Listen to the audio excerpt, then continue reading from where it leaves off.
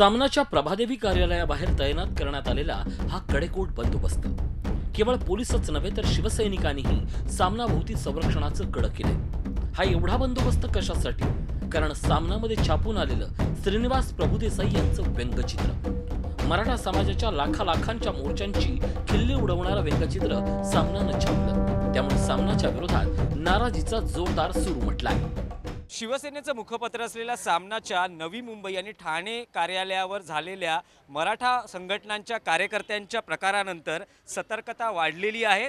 प्रभादेवी येथील सामनाच्या कार्यालयाबाहेर शिवसैनिकांनी संरक्षणासाठी कड केलेलं आहे। तसंच या परिसराला अभूतपूर्व पोलीस बंदोबस्तही तैनात ठेवण्यात आलेला आहे।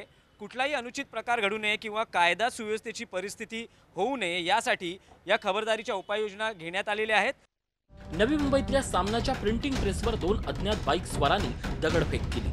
संभाजी ब्रिगेडनं या हल्ल्याची जबाबदारी घेतली आहे। दुसरीकडे ठाण्यात श्रीजी आर्केड इमारतीतल्या सामना कार्यालयावर अज्ञात व्यक्तींनी शाईफेक केली। त्यांनी जशा पद्धतीने काही गोष्टी केलेल्या त्या फार चुकीच्या केलेल्या आहेत आणि आम्हाला पण काही गोष्टी करता येतात, पण आम्ही काही शांततेच्या मार्गाने आम्ही चाललेलो आहोत आणि सर्व गोष्टी करत असताना अशा वेगळ्या पद्धतीने एक वेगळा मार्ग निवडायचा काही लोकांनी प्रयत्न केलेला, काही लेटर ॲड वगैरे टाकून गेलेलं आहे।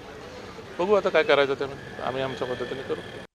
दरम्यान सामनात छापून आलेल्या वादग्रस्त व्यंगचित्रानंतर शिवसेनेतल्या मराठा कार्यकर्त्यांमध्येही तीव्र प्रतिक्रिया उमटल्यात।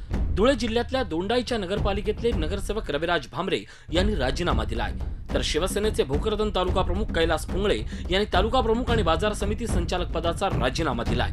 सामनातल्या व्यंगचित्रावरून आता राजकीय वातावरणही तापलंय। सामनाच्या सरकारी जाहिराती बंद करण्याची मागणी विरोधी पक्षनेते राधाकृष्ण विखे पाटील यांनी केली आहे। म्हणजे आश्चर्य गोष्टीचं आहे की इतका बेतालपणा त्या सामना वर्तमानपत्रातून त्यांनी केलेला आहे। त्याच्यामध्ये महिलांच्या आव्हानाबरोबर शहीद झालेले जवान आहेत, पोलीस आहेत, यांच्याप्रती सुद्धा अतिशय संतापजनक अशा प्रकारचं चित्र त्या ठिकाणी व्यंगचित्र त्यांनी काढलेलं आहे। मराठा समाजाच्या मोर्चाबाबत नेमकी काय भूमिका घ्यावी याबाबत शिवसेनेचं नेतृत्व द्विधा मनस्थितीत होतं। त्यातच सामनातल्या व्यंगचित्रामुळे आगीत तेल ओतलं गेलंय एवढं मात्र नक्की। Bureau report, Zee media. Zee 24 तास रहा एक पाऊल पुढे।